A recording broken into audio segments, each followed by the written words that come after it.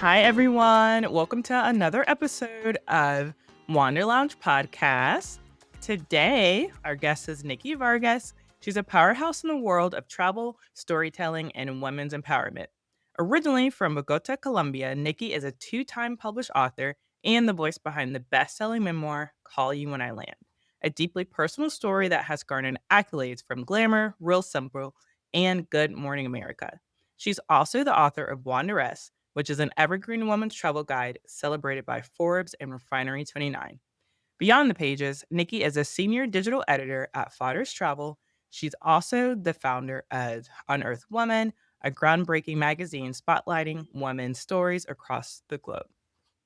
Whether she's speaking on stage at travel conferences, contributing to publications like Cosmopolitan and Tasting Table, or championing women through her writing, Nikki brings a global perspective and unwavering passion to everything she does. Hi, Nikki. Hi, thank you so much for having me on, and thank you for writing such a lovely bio for me.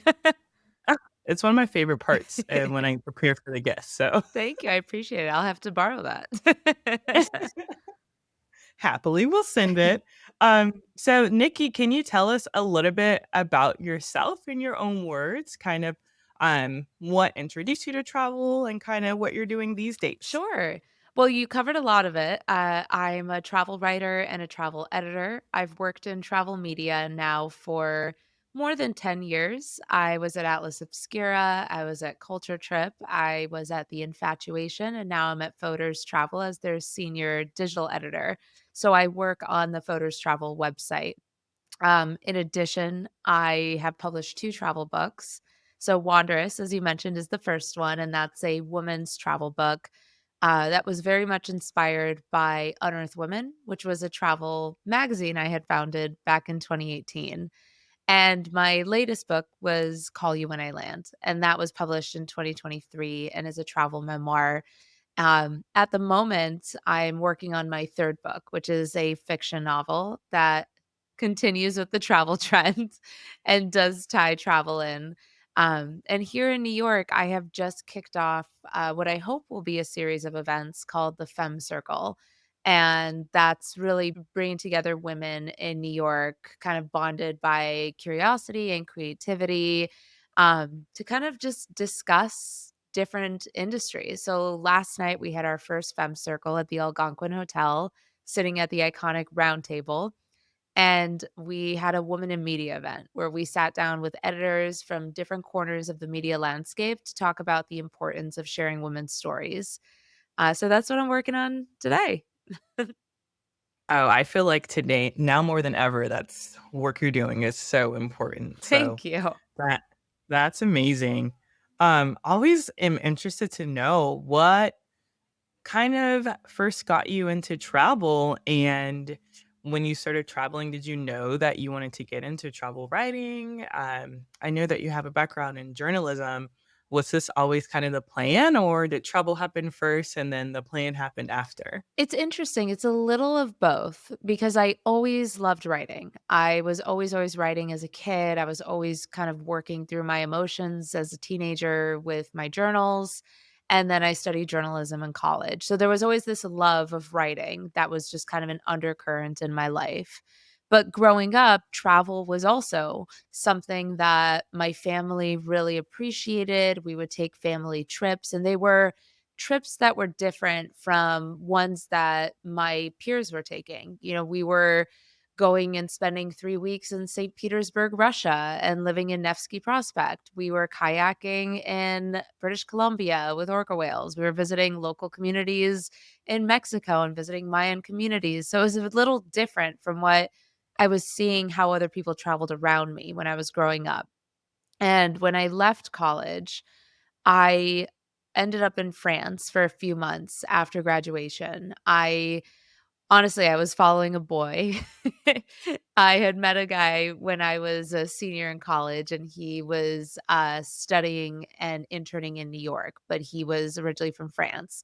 So when I graduated, I went to France to stay with him while he wrapped up his last semester of school in Normandy. And while I was there, I started just documenting my time in Normandy. And without realizing it, I was sort of laying the groundwork for travel writing because it was the first time that I had really merged travel and writing in any capacity. And even then, it didn't really occur to me that I was travel writing until I ended up moving to New York and I learned about travel writers. And that's when it sort of the light bulb went off and I realized, wow, this is actually a career. This is something that I can do. I can write and I can travel and I can marry these two passions. And that just thrilled me. And I spent the lion's share of my 20s really chasing that dream, to the quite literally to the ends of the world. Um, I went from initially working in advertising to being a travel blogger to leveraging that blog to get my first on-staff role, freelance writing, just this whole kind of scenic journey until I finally landed where I am today. Wow. I mean, I have a lot of things to say about everything that you just told us. The first one is those are some amazing family trips. You're correct. Like, I don't know any families that do that type of travel, especially with young kids. Yeah. So I take it your parents were very avid travelers before they had kids, or they just wanted to start making those memories with you all. It's interesting, both so my dad and my stepmom are both immigrants, and she immigrated from Russia, when she was probably in her 20s, and my dad and I immigrated from Colombia, where he met my stepmom, Yana. So, I think just by virtue of coming from other countries to the States and just kind of having an appreciation for other cultures, I think that was something that they just wanted to really instill in us. And they both have always had such curiosity for the world. So it really just kind of spilled into the way we traveled as a family. So going to Russia, of course, was a way of kind of looking at Yana's childhood and understanding our stepmom's past, and going through Mexico and family trips to Colombia was really just a way of kind of connecting to Latin American culture and a nod to where my dad and I had come from. And British Columbia was just they've always been outdoorsy people. They love hiking, they love being active, they love nature, and that just really, really like aligned with their values. But that's a great question. I have to say, I've done a few podcasts and I've never once actually stopped to think about why or how my parents like traveled and why behind it. And that this is the first time that I've kind of put that all together and was like, "Huh, each of those trips really were a reflection of them." That's amazing. Yeah, that just seems like such a great skill to learn at such a young age, that there's so much life and more to the world before more than like this little subsect of where I grew up. Um, and I'm curious, do you feel like your heritage of being Colombian and being an immigrant, do you feel like that changes the lens at all of how you see things when you travel or influences your travel writing at all?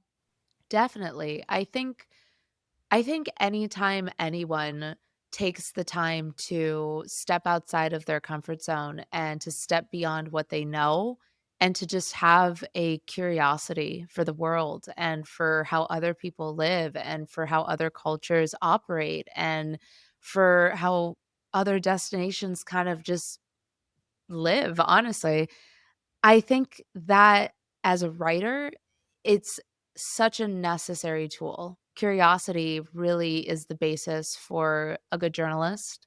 It's the basis for being a good storyteller.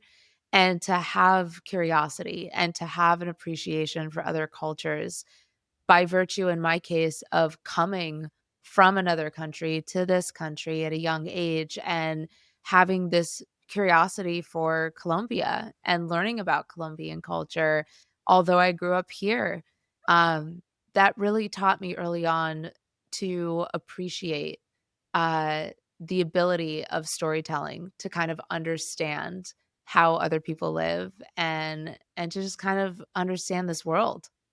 It's beautiful. Um, so you have this amazing background. You went to Europe for this boy. That's not the highlight of the story. This highlight of the story is about Nikki. He's a small dot in this. But and then you created this amazing magazine. How did that come about? So, Unearth Women is an interesting one. So, it started in 2018 and it started right in kind of the midst of the Me Too movement. So how it happened on a personal level was I, and along with half of our editorial staff at the time at Culture Trip, had been abruptly laid off, just due to the nature of the industry. And I was due to represent Culture Trip on a panel at the Women's Travel Fest in New York.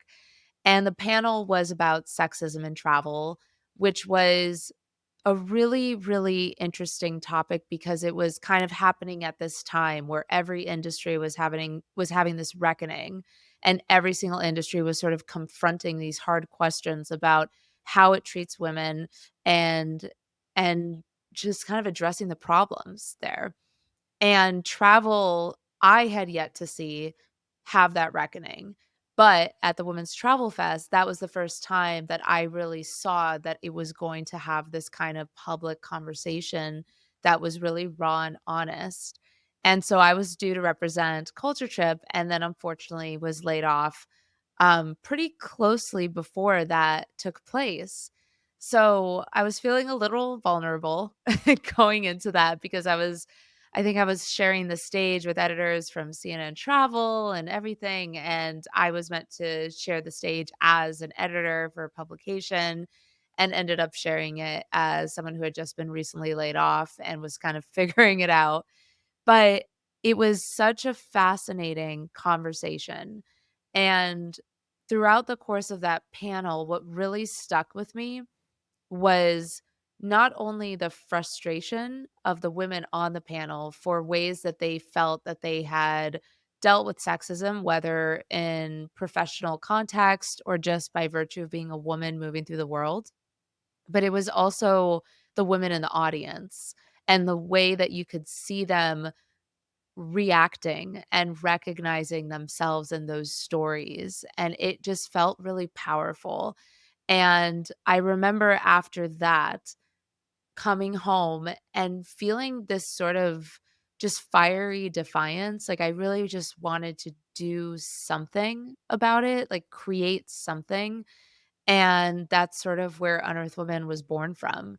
It was born from really frustration with the industry, frustration with the fact that travel media in particular, I felt at that point really just kind of was addressing women in a way that lacked nuance. And I wanted to create a publication that really was centered on championing women's voices and telling stories that I felt that regular travel publications at that time were really overlooking. And so that was really kind of the inspiration behind it. And when I started it, it was I mean, it was kind of a crazy idea because it's like, I just got laid off and there's no money to do this, but I recognized I needed people around me that were as crazy as I was to kind of embark on launching a magazine during the digital age, but who could also fill the places that are my weaknesses in the sense that I'm a writer, I'm a storyteller, I'm a creator, but sales, for example, is not my strong suit. Like the financial aspect is not my strong suit. So I was able to find women who were able to kind of fill those areas with their strong suits and help bring Unearthed Woman to its feet. And it had this incredibly meteoric rise that none of us expected because we had raised money through Kickstarter for just the first issue, and we raised $5,000, which in retrospect is nothing, but we raised just enough to print like a couple hundred issues, and that was it. And we're like, we did it. And after that first issue, it just like skyrocketed. It was acquired by a national distributor. It went from like 100 copies being, self-funded through Kickstarter to then being sold in over 800 Barnes& and Noble locations across the country and bookstores overseas. The entire magazine was redesigned from issue 1 to issue 2 to kind of look a certain way, but still put, like, women at the forefront. Um, it really just had this fantastic, fantastic kind of rise, and ultimately, the magazine did fold, as unfortunately print magazines tend to do, but it never really was the goal.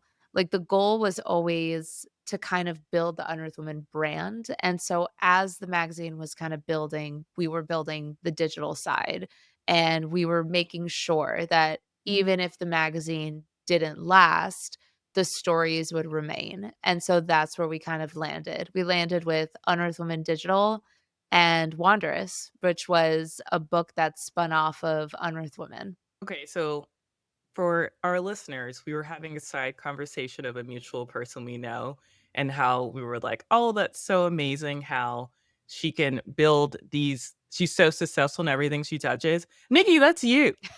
The fact that you just got this $5,000 from a Kickstarter, and I feel like that was also very validating to know that this idea that you had in your head, 'cause I feel like sometimes as, like, creators and entrepreneurs and women, we can very much be so stuck inside of our head, and having that Kickstarter campaign and seeing that so many people were, like, very excited about this deal, to launching it into over 800 stores, that's incredible. It was really cool to see the response, I have to say, and you're absolutely right. I think especially, like, as creators, we kind of, to your point, exist in our own heads, and when you have an idea and you're kind of it's percolating in there, um, it's a very vulnerable process to kind of pull that idea out of your mind and into fruition, and throughout it all, I tend to have imposter syndrome. So pretty much every step of the way, I'm like, no one's gonna care. No one's gonna read this. No one's gonna come to this thing. No. And so anytime with in the case with Unearthed Women, anytime these things actually happen and they're well received, it's really, really special. I do not take for granted anytime someone takes the time out of their lives to reach out and tell me that they appreciated something I wrote, or they really loved this event I organized, or that article really stuck with them. Like every single one of those messages I cherish because it's such a feeling of validation that it's like, ah, yes, I this idea was worth putting effort into and turning into something. Yeah, I mean, all of those stories are so important, and I agree. I feel like depending on who is doing it, a lot of travel thing can be very commercialized, Mhm. and I feel like as female travelers and female solo travelers, like, we need those raw and edited kind of versions of stories. Yeah. Um, it's also I saw that you all, did an article on someone who is actually on our podcast, so I thought that was really cool as well. Who? Um, Vanessa Carell, Oh, yeah. greet her yeah, she's on season 1. Oh, that's so cool. I just came across Vanessa's work and company. I am always shocked when I, like, just learn of someone doing something amazing in the travel Yeah, space. she's It's a baddie. amazing. I cannot believe I didn't know about her and her work and greet her, and now I'm just, like, singing it from the rooftops, like, this is such a phenomenal concept. Yeah. For those who don't know, Greet Her is a company, that connects female solo travelers with, female travel guides. Mhm. Brilliant, brilliant. Okay, so I would also like to hear about your memoir, Call Me Where You Land. Can you tell me a little bit about this, kind of what led to it? What's like the process of writing a memoir, all the things. Of course. So when Wanderess, my first book, was coming out, I Wanderers came about in a funny way because me and my co-founder for Unearth Women, Elise Fitzsimmons, we had been approached by an editor at Penguin Random House with the idea for Wanderess. And at the time, we thought it was a scam. We didn't think it was real. But once we found out it was actually real, um, we ended up jumping at the opportunity to do this book. So it was very prescriptive. That I now know is very unusual, that you're approached by a book editor. Usually, when you're trying to get a book published, you're an author who's looking for a literary agent. And once you find an agent, they will kind of take your book out to publishers to see if they can kind of get you a book deal. So that's the traditional route. This was kind of a little untraditional. So when Wanderess was coming out, I knew I wanted to set myself up for the second book. And at the time, because we had been reached out to by a book editor, we were both unrepresented authors. So I used kind of the momentum of Wanderess coming out and it coming out from one of the big five publishers to find a literary agent. And so I was able to find my current literary agent, and to her credit, I kind of went to her and I'm like, "I have this idea for a second book." And she's like, "Great, tell me." I'm like, "It's about me." And she's like, "You might have to elaborate a bit more." So to her credit, she helped me over the course of like 5 months, pretty much pull the second book concept out of my head and really mine my life for a book proposal. And once I spent that time really putting on the page, what do I want to say? Where do I want to start the story? What is the point of telling this story? And kind of where each chapter would go. Once I had that out, she then took it and was able to sell it to HarperCollins, and then the writing began. And to answer your next question, writing a memoir is it's a beautiful and terrifying process. The thing about once you get a book deal, it's kind of just you and your book editor, and it feels very intimate and quiet and special, and you kind of forget that you're writing a book that a bunch of people are gonna read one day. You just are sort of in this wonderful creative little bubble with this equally artistic and invested person. And so I really enjoyed the process of writing Call You When I Land. It is all the things that you would expect someone to say. It was cathartic, it was inspiring. In my case, my book had me looking at kind of my 20s in particular and the sort of transformative age that I was in, decade really.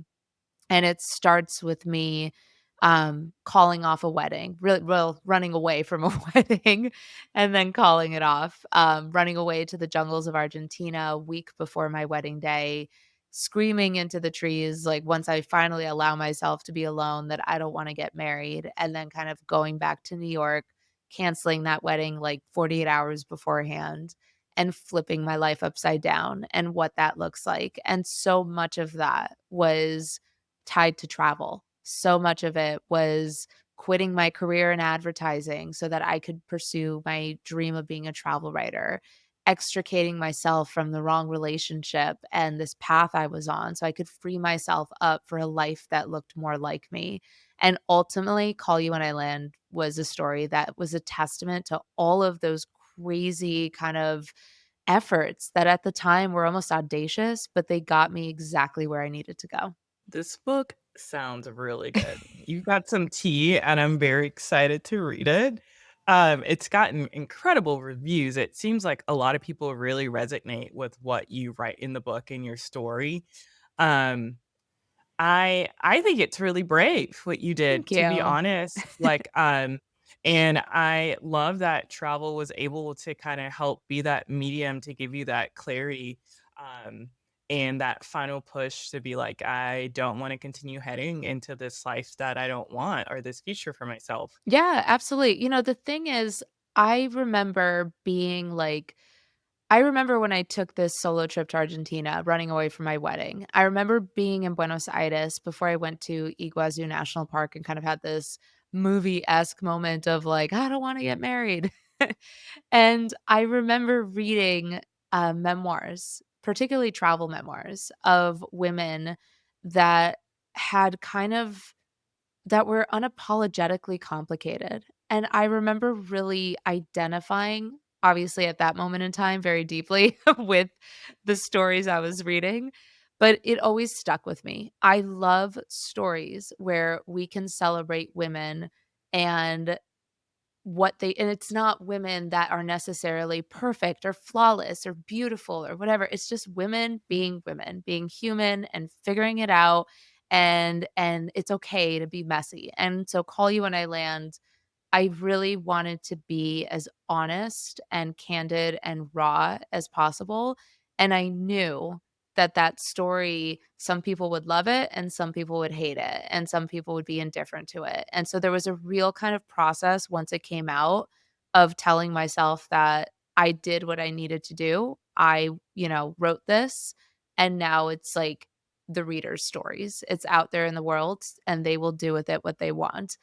And there was a lot of beauty in that and kind of letting go and seeing how people reacted. And that alone was fascinating because I would see some readers that really, really held this book close the way that I would hold books like Cheryl Strayed's Wild close to my heart when I was in times in my life that felt complicated and unmoored. And then I would find women that really, really, really disliked it. Like they really were frustrated by the idea that I had ran out on this wedding and that I had been messy and that I had been evasive of all of life's responsibilities on this altar of kind of figuring myself out. And it really kind of ran the gamut, the responses. But what I have found with memoirs in particular is that it's rarely about the author. The thing with memoirs is that they tend to hold a mirror up to us as readers, and you will either like what you see or you won't. And that is your own journey, and that's your own thing to work through. It's not the author's. So there was a real kind of this like wonderful kumbaya kind of letting go moment when I was like, I did what I needed to do. I feel like that's the healthiest way you would have to be if you're putting your story out there and Yeah. being so vulnerable. And I had that exact thought you put into words so well of the comments of the readers who are very frustrated in seeing that. Immediately, I was like, I feel like that's something that's triggering them Mhm, mhm. that they haven't faced yet. Like, th to get that strong of a reaction, so 100%. Um, I have a question for because it's very clear from your career that you're a phenomenal writer.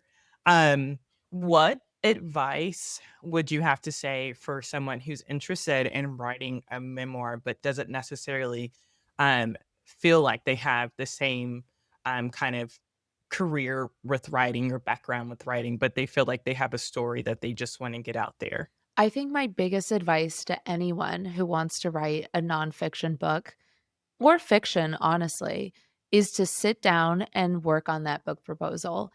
It was the most helpful exercise for me to sit down. And so I guess to kind of take a step back because I can feel listeners thinking, well, what goes in a book proposal?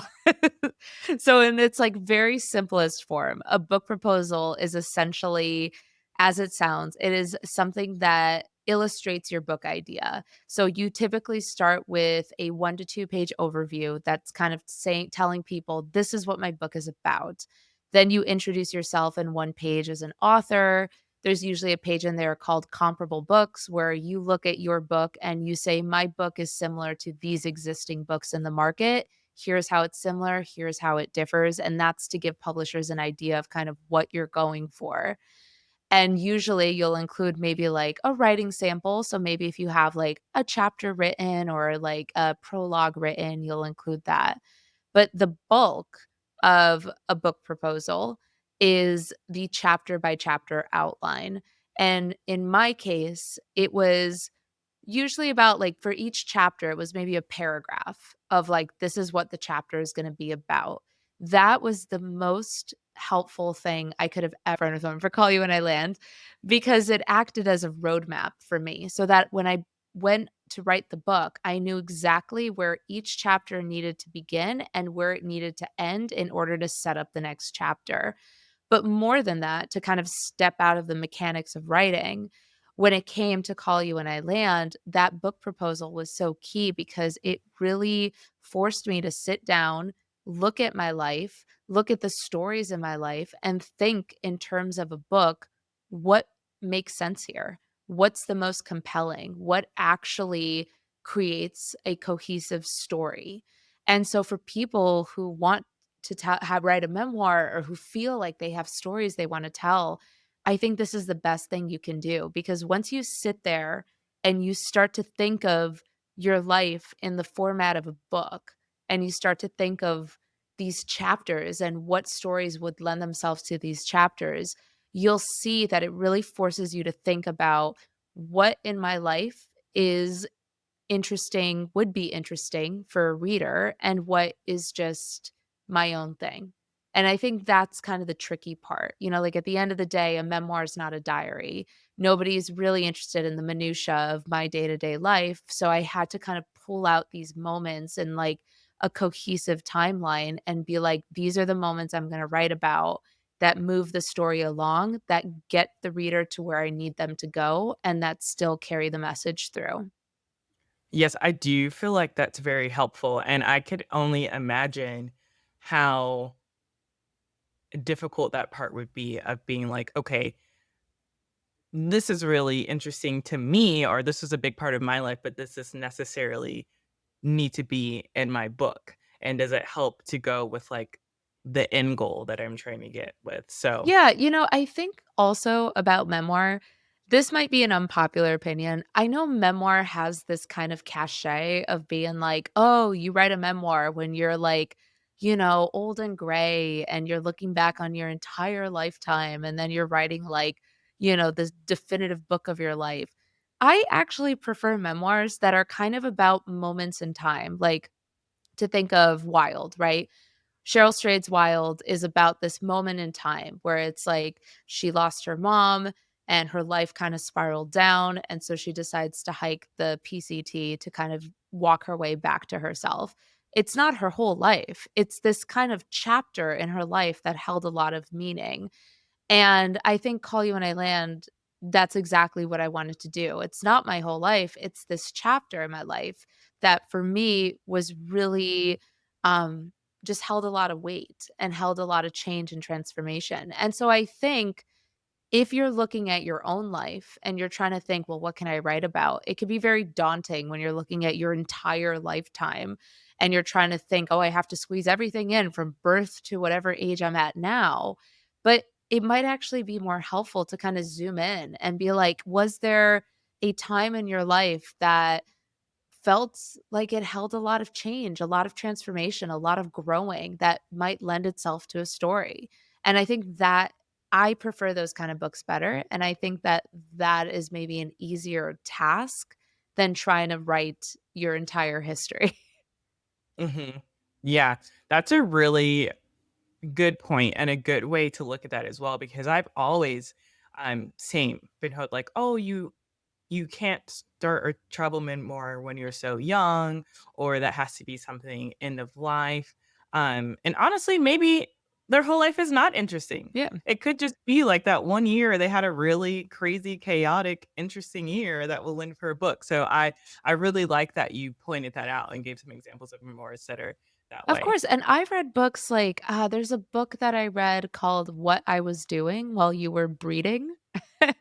And it is such a fun book. It's written by, like, a TV writer who just her memoir is all about just kind of these crazy, funny trips that she had in her 20s when everybody else was settling down and having kids. Actually, might have been her 30s, and she was just out in the world. And again, it's just a part of her life. She ends up finding her person and she enters this whole new chapter of her life, but she just wrote about this one and these kind of great memories and travels that she had. So I think it's a much more attainable goal if you're just like, let me write about the trips that moved me. And for Call You When I Land, when I was looking back, I didn't write about every single trip I took.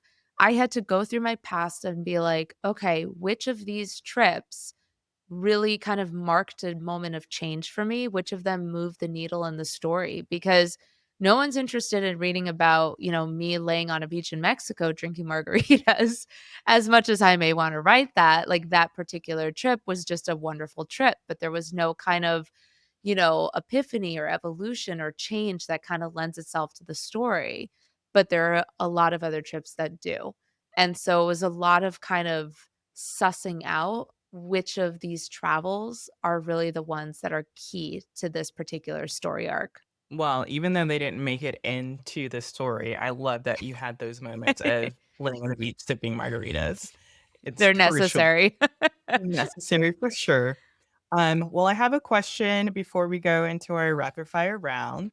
Um, Now, Nikki, today, what advice would you give Nikki out of college going on her first trip?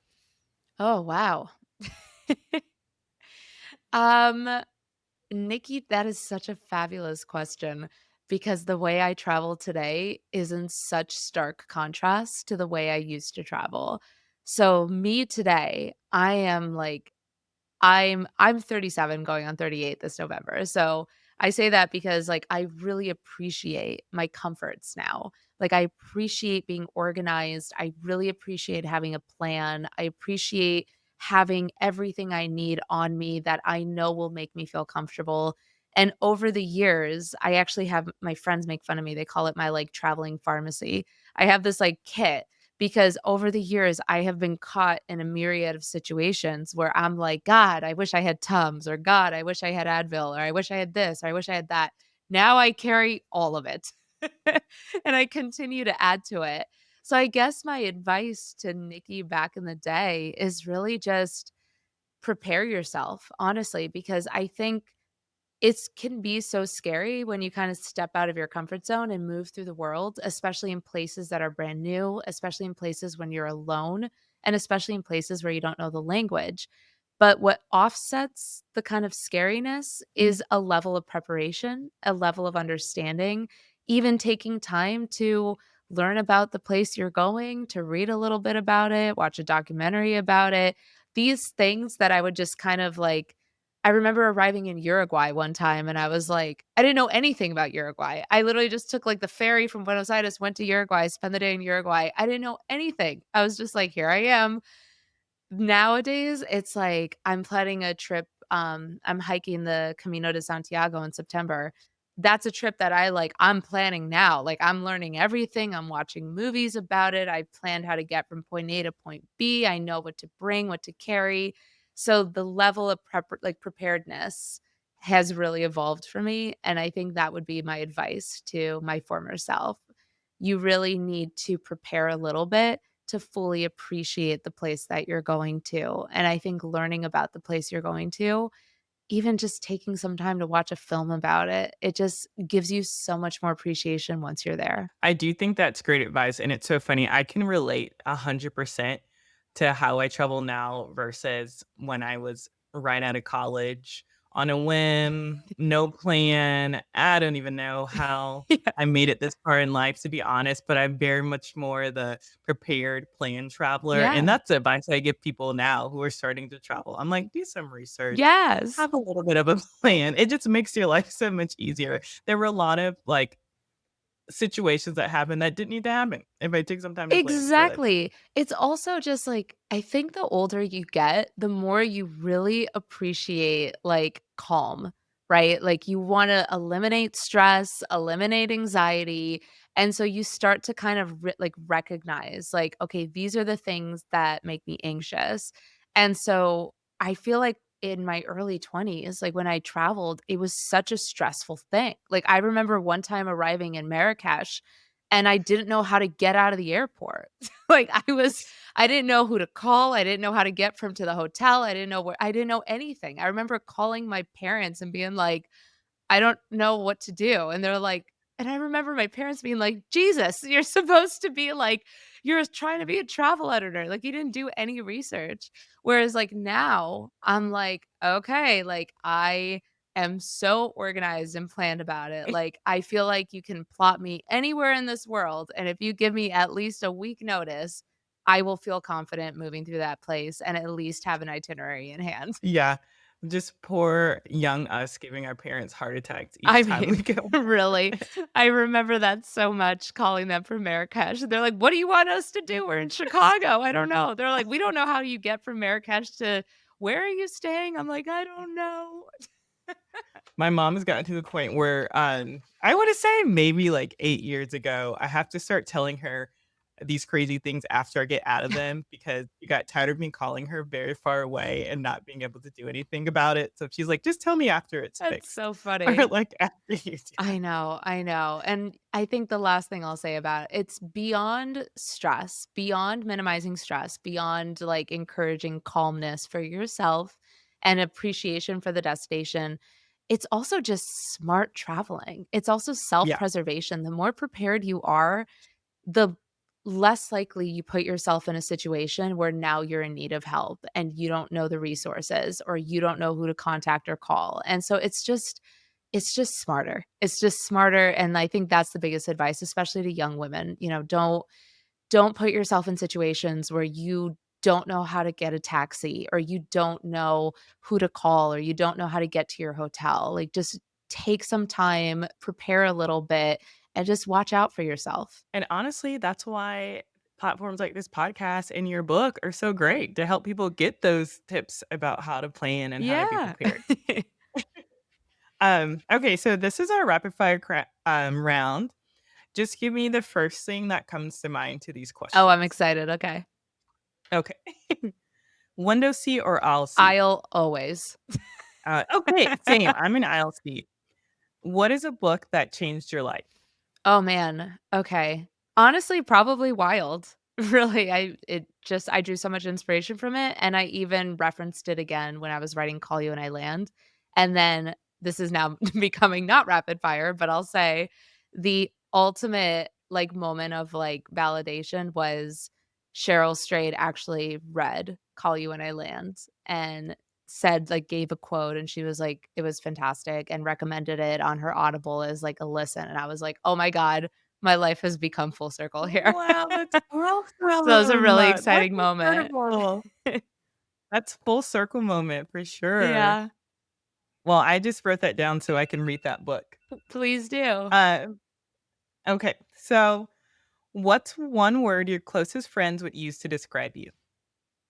I wanna say funny. I hope I'd agree with I that. hope funny. We'll have to text them I after and know. see. Okay. What's one thing that you always pack in your bag? Mm. Oh my gosh. Well, my pharmacy kit, honestly, I don't even think I can point to one particular thing. I bring my entire pharmacy with me wherever I go.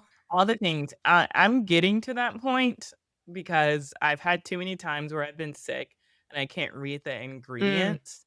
Or I one time I was in Asia and I did read the ingredients. I translated it and I had like a flu and it also was listing the other things it's used for and there were some pretty severe diseases that the same Oh my medication was god. used for. And so I was like, I don't know Yeah, if this bring the might be things you're dangerous. comfortable with. That is all I could say. I was like, "Wow." Okay. What's a song that instantly puts you in a good mood? Oh gosh. What's a song that instantly puts me I am oh, my dog just popped in.